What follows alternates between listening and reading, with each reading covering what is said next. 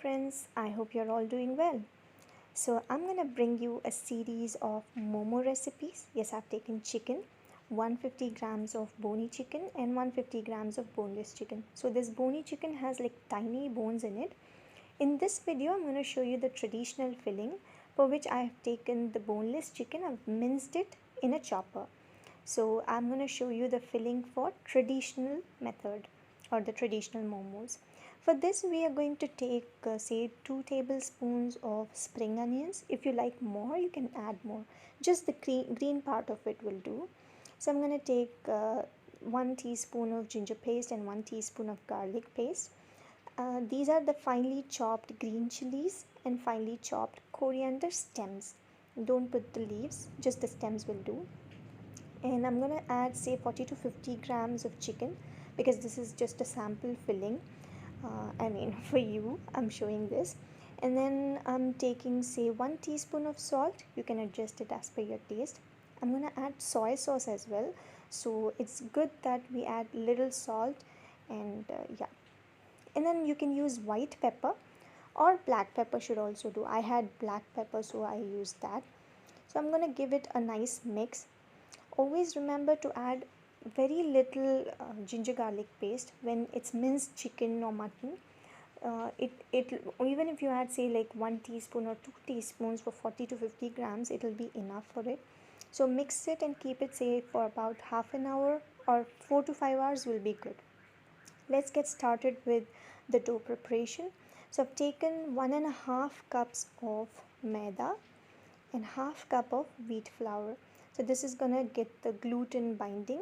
I'm gonna add say 1 teaspoon of salt and 1 teaspoon of sugar. Give it a slight mix, and then I'm gonna add a little bit of vinegar. So it's raining outside here. It's lightning and thunderstorms. Not storm actually, but it's been raining since morning. So I've added say 1 to 1.5 teaspoons of vinegar. And I'm gonna add water little by little and mix it just like a chapati or a roti dough. So keep mixing it, and the dough you really have to work on the dough. Okay, so once you're done kneading it, work on it really well. I'm gonna show you how I worked on it, but a little bit I've shown. So now I'm gonna grease this dough with oil. I've used olive oil. You can use even the normal vegetable oil, it's all right. So this Tupperware bowl is really good actually for mixing and kneading. So yeah, I've taken the oil and I'm gonna grease it and then start working on the dough. So it has to be really soft. And yeah, keep it safe for 20 minutes. Let the gluten and everything react, and it should become like it should be really easy to work on when you start rolling them. So I'm gonna grease a little bit of oil and keep it safe for 20 minutes. That should do. And now let's get started with the fillings. So I used a cookie cutter. I'll show you how it turned out. It was really small, so don't use that. A bigger katori, a bowl or something which has sharp edges. So in this particular filling I have not used any of the any of the cutters or the bowls. I've just tried to make the round shape, but it did not come out well. So I'm filling it with this chicken that I had made, the marinated chicken. So I'm just gonna make it like the pleats, just like a modak or a what do we call that? I don't remember. Something is like what is it called? Korukatta. Yeah. So to steam the momos, I've taken a thick bottomed kadai and filled it with water up to the level mark given in Tupperware Steam It. So this is Tupperware Steam It, and if you've not watched the video on this, please go and watch it. It's on the top right corner. There's a link for that. So I have placed the cabbage leaves now.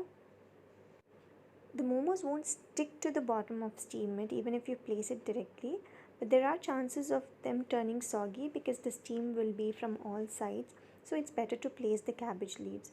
So you can leave the steam it for about 30 minutes on high flame, close the lid and let it cook, let it get steamed for 30 minutes or 25 minutes on high flame and 5 minutes on low flame.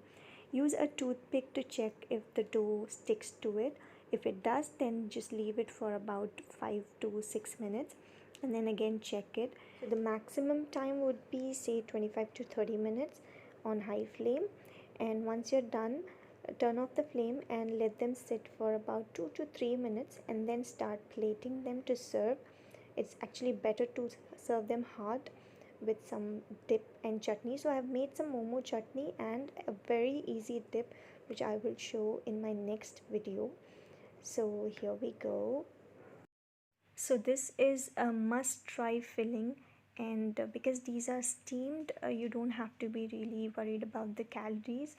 Yeah, and if you want, you can use entirely wheat flour, but I used maida and wheat because it gives a nice taste. So try this out and let me know in the comment box if you liked it.